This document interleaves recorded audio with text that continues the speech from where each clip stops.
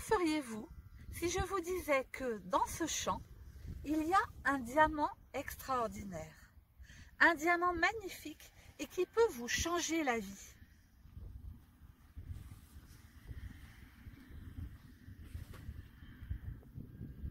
Est-ce que vous n'iriez pas vite fait chercher vos pelles, vos pioches, vos râteaux et partir dans ce champ chercher le diamant?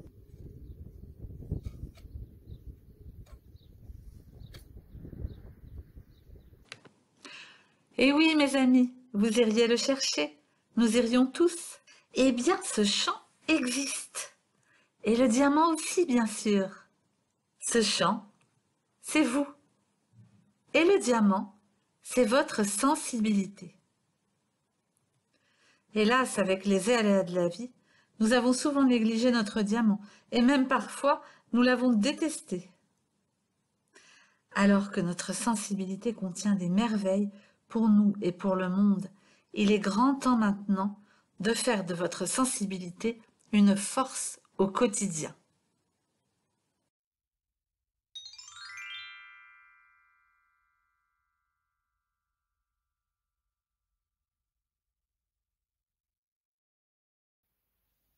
Mais alors comment aimer sa sensibilité? Comment faire alors qu'elle nous pose un certain nombre de problèmes?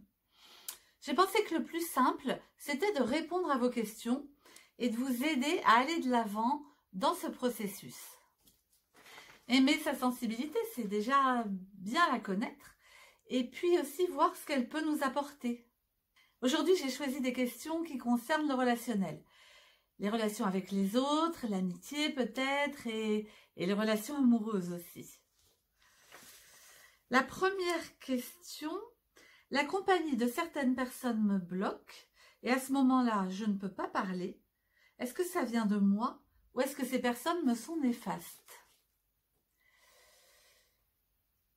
J'essaie de répondre aussi intuitivement parce que c'est incomplet, évidemment, j'ai pas tous les éléments. En particulier, qui sont ces personnes, dans quelles conditions vous les rencontrez.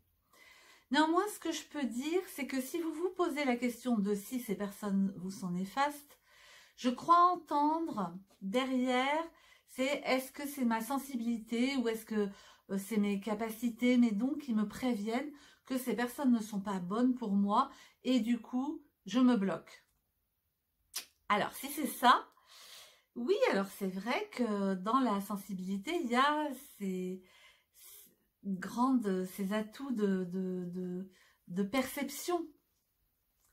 Après, le risque, c'est que les perceptions soient perturbées par des filtres. Par exemple, si on a eu une expérience difficile avec un homme blond, avec une coupe particulière, quand on rencontrera une autre personne qui a ces caractéristiques, ça peut mettre en route quelque chose d'un sentiment de danger ou d'extrême prudence qui n'est pas juste. Donc, attention, oui, la sensibilité est vraiment une perception plus fine des choses, mais je crois qu'elle est toujours à conjuguer avec un gros travail sur nous. Donc, je vais dire dans ce cas-là, la sensibilité est excellente à condition d'avoir travaillé sur ses propres filtres.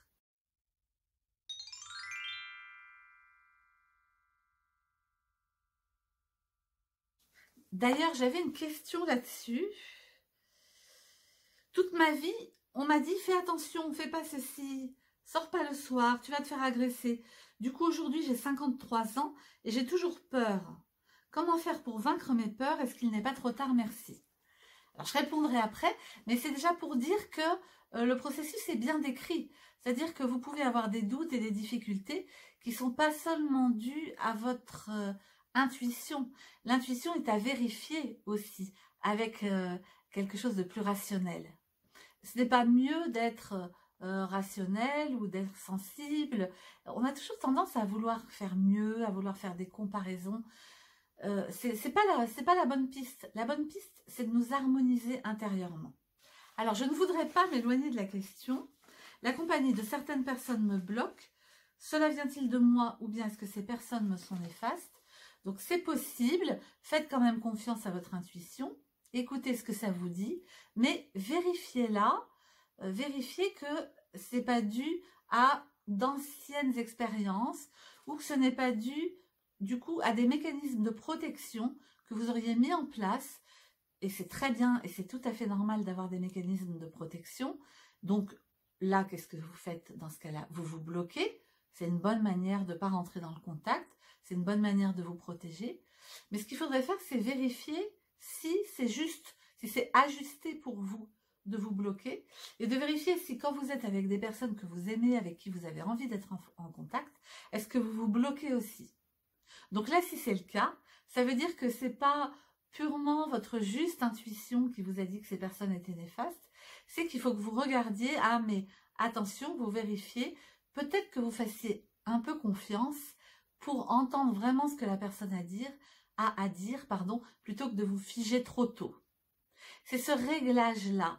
Et vraiment, cette question de réglage, elle est fondamentale dans toutes ces questions. Et en particulier dans la question de la sensibilité et de l'hypersensibilité. À quel moment on est sensible, à quel moment on est hypersensible.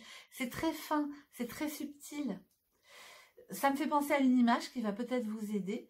Aux alarmes de voiture, je ne sais pas si c'est encore comme ça, mais nous à une époque on avait une voiture l'alarme sonnait pour un oui, pour un non, parce qu'elle était réglée trop serrée.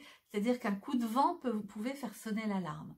Et il a suffi qu'on change le réglage pour que le vent ne déclenche plus rien, et que c'est seulement si vraiment la voiture était bousculée que l'alarme se déclenchait. C'est exactement pareil pour nous. Si le réglage est trop fort, vous allez vous retrouver tout le temps avec une impression de personne néfaste. Peut-être, si vous avez été comme la personne qui a posé l'autre question sur « on m'a habitué à avoir peur et maintenant j'ai peur », donc je vais répondre maintenant à cette question-là. Oui, c'est logique, c'est normal, c'est un apprentissage que vous avez fait. Est-ce qu'il est trop tard? Non, non, non, il n'est jamais trop tard. Il n'est pas trop tard. Que ça soit pour vous un challenge un peu plus compliqué que pour d'autres personnes qui n'ont pas eu cette éducation-là, probablement. Mais non, non, il n'est pas trop tard, puisque déjà vous posez la question, ça veut dire que vous vous êtes rendu compte que cette éducation n'était pas très ajustée et qu'elle vous avait mis dans quelque chose de... Le réglage, voyez, trop fort, ça sonne trop vite là, votre alarme, elle sonne trop vite. Donc bien sûr, non, non, il n'est pas trop tard du tout, ça se reprend. Comment? C'est en rentrant, en acquérant plus de discernement, plus de confiance en vous. Faire attention à ne pas vous laisser emporter par vos premières impressions, les vérifier. Et puis, bien sûr, vous allez progresser. Et suivez tout le travail que je propose. Et ça permet vraiment un changement en profondeur.